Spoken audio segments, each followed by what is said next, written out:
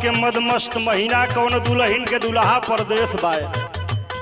दुल्हन बड़ा परेशान बा, अपन परेशानी में दिन काटत हो सदाशिव भाई। वह अपन बिरह फोनवा से दादा सावन में बतावत हो। आइल सावन मस्त महीनावा, आइल सावन मस्त महीनावा, मोर सजनवा कब अइबा।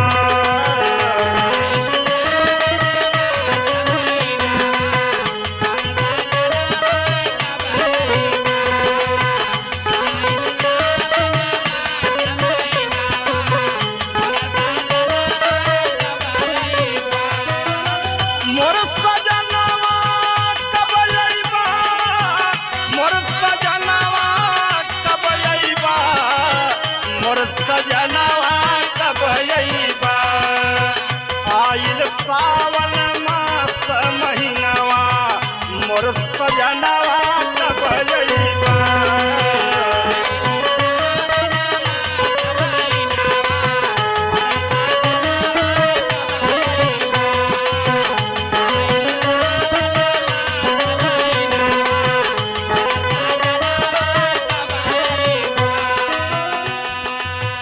कर्ज बदरा बरसे पानी, तड़प से जब चढ़ल जवानी, तड़प से जब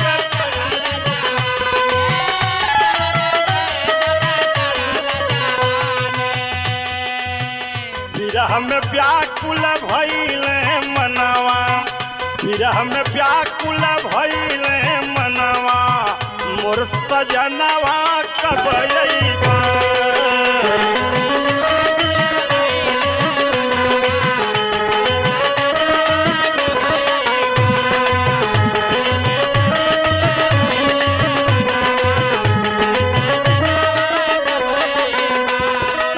इतने दादा बिरह ना बा, दुल्हनिया बड़ी परेशान बाय हो।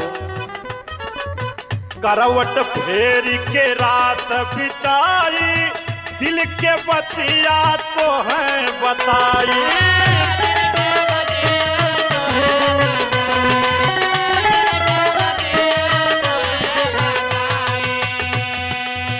करवट फेर के रात बिताई, दिल के बतिया तो है बताई। भावे हमके नाही अंगनवा, भावे हमके नाही अंगनवा, मोर सजनवा कब अइबा।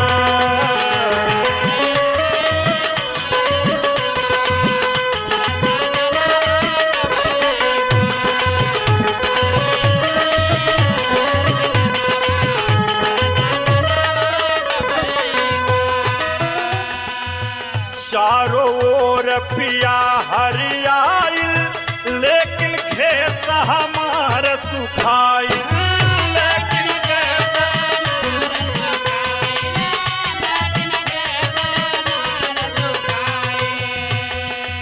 चारों ओर पिया हरियाइल, लेकिन खेत हमार सुखाइल। तड़पे बिरहिनी के परनवा, तड़पे बिरहिनी के परनवा, मोर सजनवा कब अइबा।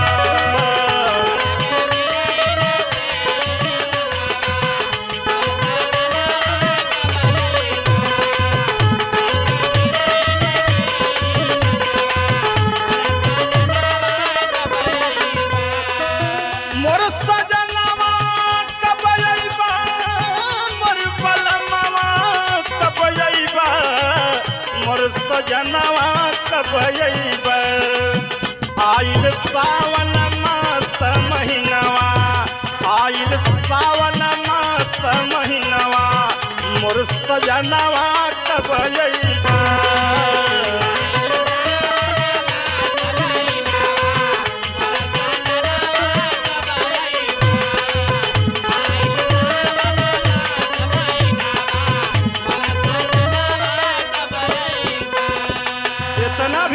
सुनले के बाद दूल्हा आवत ना बा दादा, आखिरी बात दुल्हनिया बतावत बा कि अइबा न हमार दोस्त मत दिया।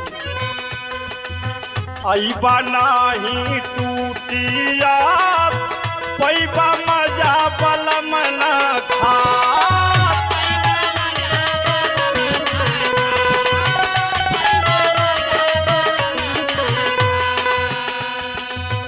अइबा नाही टूटिया पैबा मजा बलम न खास लागी कमल शरण से मनवा लागी कमल शरण से मनवा मोर सजनवा कब अइबा लागी कमल शरण से मनवा